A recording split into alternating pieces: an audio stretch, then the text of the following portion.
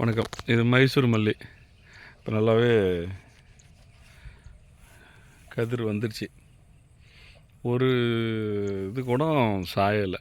நல்லா நம்ம விளைஞ்சி அப்புறம் அறுவடை சமயத்தில் இது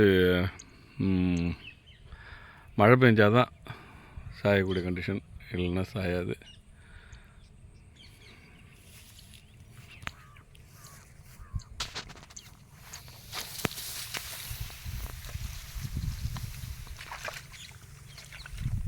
மைசூர் மல்லியை பார்த்தீங்கன்னா இது வந்து இப்போ இடுப்பு உயரம் இருக்குது. அதில் வந்து கருது பரவாயில்ல. நமக்கு ரொம்ப தரமான இது அதிகமான விளைச்சலும் இல்லை, மீடியமான இது. நம்ம மருந்து போடாததுக்கு இப்படி தான் விளையும். அதனால தான் அதிகப்படியாக நாங்கள் இதில் லாபம் ஈட்ட முடியாது.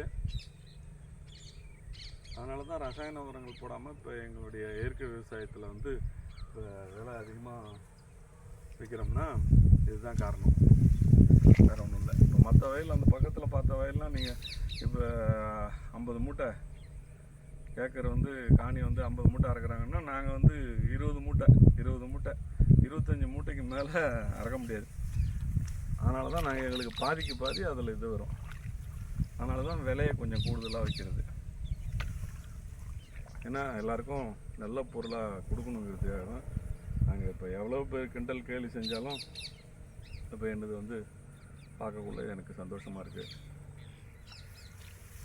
இது மைசூர் மல்லி சாப்பாட்டுக்கு சன்ன ரகம், நல்லா பொன்னி மாதிரி இருக்குது. இது இந்த வருஷம் தான் இது புதுசாக நடுறேன், பார்த்தா தான் தெரியும். வணக்கம். இது அதே நாற்று, ஒரே வயசு தான். இது ஒரு வாரம் பின்தங்கிடுச்சு, வண்டியும் வராத ஆளும் கிடைக்காத, அதனால் கொஞ்சம் லேட் ஆகிடுச்சு. இதுவும் இப்போ கதிர் வந்திருக்கு. ரெண்டுமே ஒரே சேமாக ஒரே நாளில் விட்டது.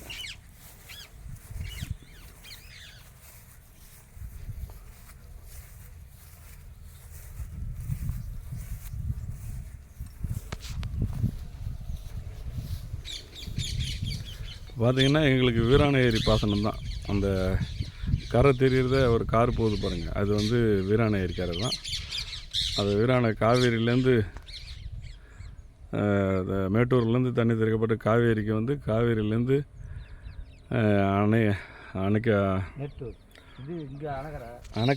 அணைக்கரை வந்து வடவாறு வழியாக வீராண ஏரிக்கு வந்து, வீராண ஏரியிலேருந்து தான் எங்களுக்கு பாசனம். அதனால் எங்கள் பகுதி டெல்டா பகுதி அண்ணாமே நல்லாயிருக்கும், காவேரி பாசனத்தில் உள்ளது. இருந்தாலும் இப்போ நாங்கள் இது இப்போ வந்து எங்களுக்கெல்லாம் போர்வெல் கிடையாது, ஏரி பாசனம் தான், காவேரி தண்ணி தான். அதனால் எங்கள் பகுதி நெல் மற்றும் உளுந்தெல்லாம் நல்லாவே இதாக இருக்கும். இந்த வாய்க்காலில் இந்த மாதிரி வாய்க்காலில் வந்து கிளை வாய்க்காலில் வந்து திறந்து விட்டு அதில் வந்து தான் இப்போ நாங்கள் இதுக்கெல்லாம் தண்ணி வைக்கணும். தண்ணி இல்லைன்னா தான் பிரச்சனை. கொஞ்சம் தண்ணி திறக்கிறப்ப தான் அப்புறம் நாங்கள் இது பண்ண முடியும்.